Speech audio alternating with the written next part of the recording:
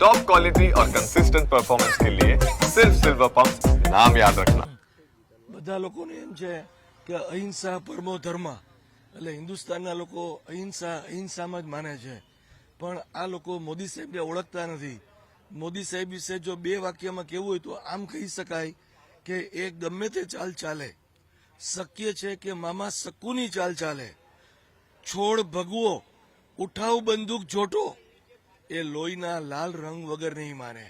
આ અમારા મોદી સાહેબ છે, અને આ વખતે તો હવે દેખાડ્યા વગર છૂટકો જ નથી, દેખાડીને જ જમશે.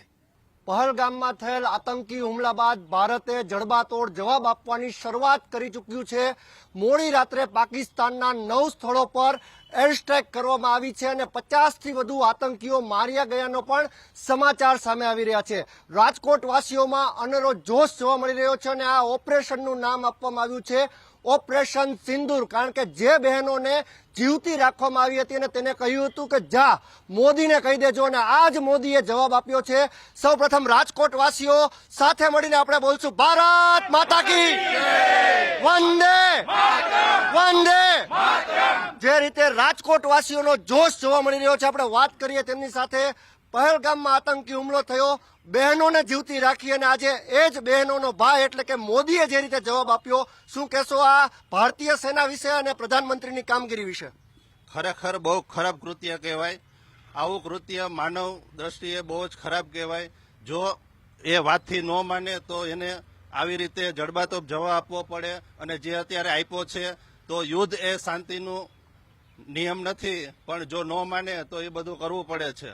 એટલા માટે આપણે હિન્દુસ્તાને હુમલો કર્યો છે. હિન્દુસ્તાનના આ હુમલા વિશે શું કહેશો? કારણ કે પાકિસ્તાનનો ખાત્મો બોલવાનું તો નક્કી જ હતું, પરંતુ સરપ્રાઇઝ કહેવાય સમગ્ર દેશ માટે. મોદી જે રીતે કહી રહ્યા હતા કે તૈયારી કરાવી રહ્યા હતા, આજે પણ જે 18થી વધુ જિલ્લામાં મોકડ્રીલ પણ યોજાવાની છે. શું કહેશો આ સરકારની કામગીરી વિશે? સરકારની કામગીરી બહુ બિરદાવવા લાયક છે. સરકારે બહુ હિંમત રાખીને જે પાકિસ્તાનને જડબાતોડ જવાબ આપ્યો છે, ખરેખર સરકારનો પણ ધન્યવાદ, આપણા સૈન્યનો પણ ધન્યવાદ. પાકિસ્તાન ઉપર જે એર સ્ટ્રાઇક થઈ, આ એર સ્ટ્રાઇકને કઈ રીતે જુઓ છો?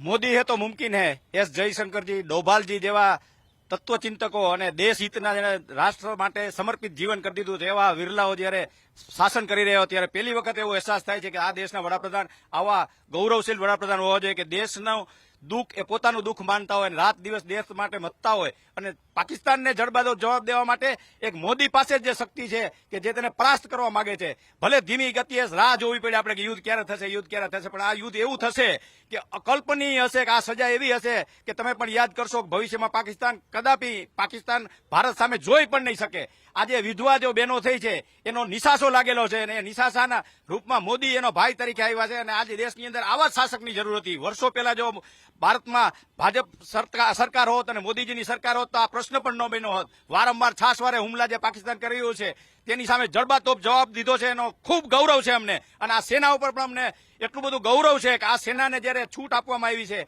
કોઈ સેનાના વડાને કે તમારે જે નિર્ણય લેવો તમને સ્વતંત્ર છો, એવા પહેલા વડાપ્રધાન છે કે સેનાને મુક્ત મને વિચારવા દીધી છે. તો સેના પાસે શક્તિ છે, અને આ શક્તિશાળી સેના વિજય અપાવશે, અને વિજયશ્રી આપણી સાથે જ હશે. સત્યમેવ જયતે. ભારત માતા કી જય.